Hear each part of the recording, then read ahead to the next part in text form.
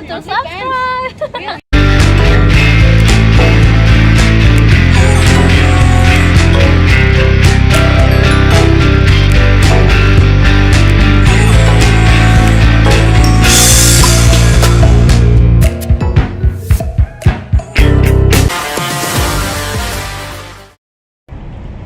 So what happens to your value when you cold approach?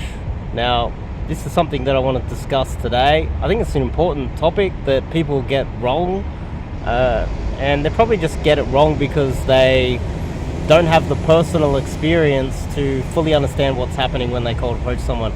So we're in Sydney Hyde Park, beautiful spot, good spot to do some DG. But before we kick it off, I'm Dave, and this channel is dedicated to giving you no BS, novel dating advice for the modern man. Top link in the description, check out my website and sign up to do some cold approach coaching with myself. Obviously masculinity, obviously relationship advice, they're all connected into the same thing. But you can't become masculine and have a relationship without, well, I would say cold approaching. Sure, you might get lucky online, but if you're online dating, you are always getting a girl beneath them because they always choose a guy who is taller, better looking, around the same age range, you know, so that as they depreciate, you increase in value, so you're better than them in that aspect as well. Everything. You are better than them in every aspect if you are getting them online dating. So really, if you want to punch up and get a girl that, you know, your dream girl, it has to be cold approach, I believe. But anyway, so cold approach, every time, when you think about this logically, every time when you approach a girl, you are losing some value and power by doing that. Think about it in terms of those charity workers that stand on the corner and they've got a little iPad sort of screen and they try to sign you up to charities. They're coming up to you. They're saying hello. They're trying to talk to you. Instantly, you have the power in that initial engagement because you decide whether you want to talk to them or not. It's kind of the same thing when you are doing cold approach and approaching girls, is that you are chasing, you are pursuing, and they are deciding whether they want to even talk to you. And so you do lose some value, you do lose some power in that initial engagement. And a lot of other guys, they often think that when they approach, they need to show intent. When you think about it, when someone's approaching you as a charity worker, you kind of understand that they want your money. They want your money somehow, some way. They want something from you. And so generally, when you're approaching a girl, generally the girl understands the intent. You don't really need to show it. So let's just say you approach, you lose some power, you lose some value in the approach, and then straight after that, you're telling her that she's pretty, she's got beautiful eyes, you know, the classic, I like your style, the classic ways that men try to engage in a conversation after a cold approach because they're not really present in the moment. They're a little bit nervous, the adrenaline's running, and they struggle to figure out what they're going to say. So then they come up with canned lines, and one of those canned lines is giving a compliment. So imagine this, you approach, you lose some value, then you compliment her, tell her that she's better than you again, and then you lose some value twice. So then you're not only on the back foot because you're approaching, you're on the back foot twice as badly because you're giving compliments.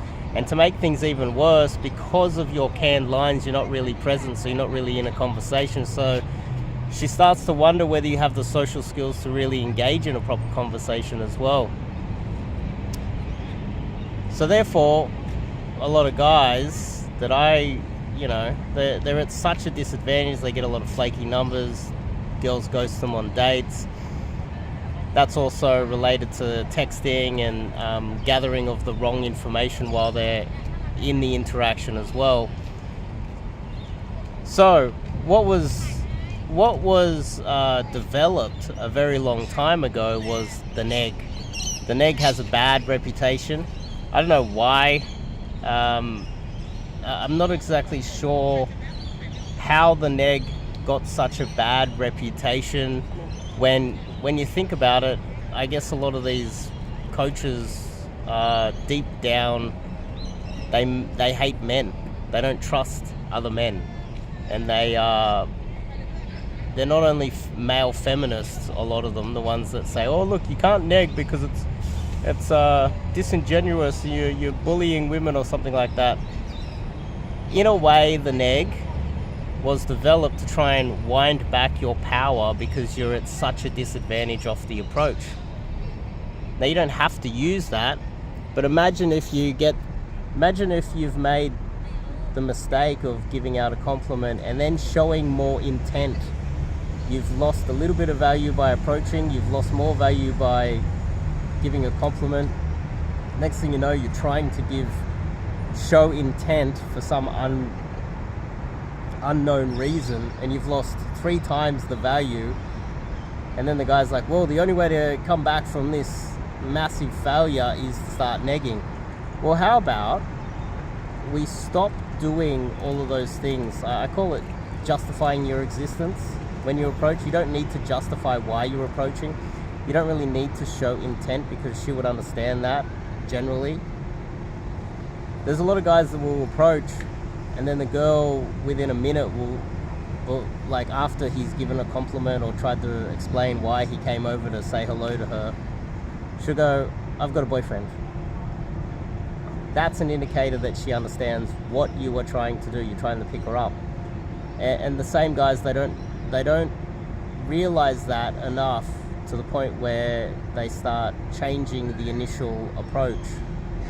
So this is a convoluted video, but if you guys that follow my channel, I would much prefer you stop giving compliments and reducing the amount of power and leverage you have off the approach, weakening yourself, and secondly, justifying your existence, explaining why you came over to say anything to her, and third,